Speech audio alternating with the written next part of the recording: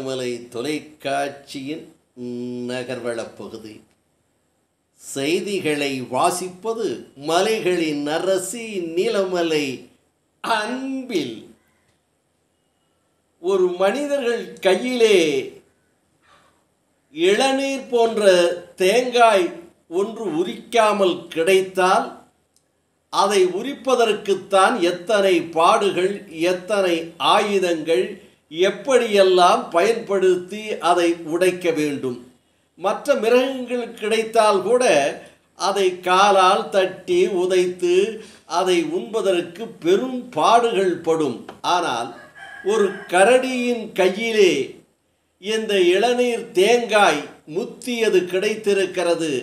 அது எப்படி உரித்து சுவையாக உண்ணுகிறது என்பதை பாருங்கள் என்று அப்பாச்சி அவர்கள் நமக்கு ஒரு வீடியோவை அனுப்பியிருக்கிறார். அதிலே ஒரு குட்டி கரடிக்கு முத்திய இளநீர் தேங்காயாக கிடைக்கிறது. அதை எவ்வளவு எளிதாக அதை உரிக்கின்ற பாங்கும், அதனை சீவி எடுப்பதைப் போல தன்னுடைய கை நகங்களால் அதை பிரித்து நாரை எடுத்து தேங்காயை தனியாக எடுத்து அந்த தேங்காயினுடைய 3 கண் என்று சொல்லுவோம் அல்லவா, அந்த 3 கண் பகுதியை கைகளால் வைத்து தட்டி அதை நெகத்தால் நோண்டி எடுத்து அதை ஓட்டையாக்குகிறது.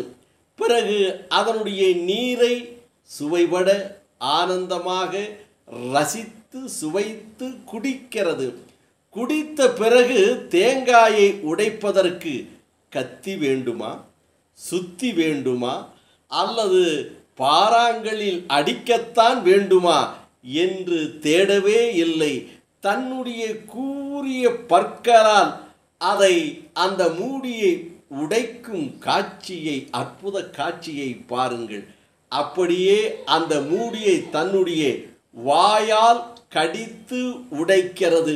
இதற்கு கத்தியும் தேவையில்லை, கப்படாவும் தேவையில்லை, சுத்தியும் தேவையில்லை என்று சொல்லுகின்ற அளவிற்கு இந்த கரடியினுடைய வேலையை பார்த்தால் ஆச்சரியமாகவும் அற்புதமாகவும் இருக்கிறது என்று அப்பாச்சி அவர்கள் நமக்கு இந்த வீடியோவை அனுப்பி தந்திருக்கிறார். இதை நீங்களும் பாருங்கள் நமது நகர்வள மூலமாக.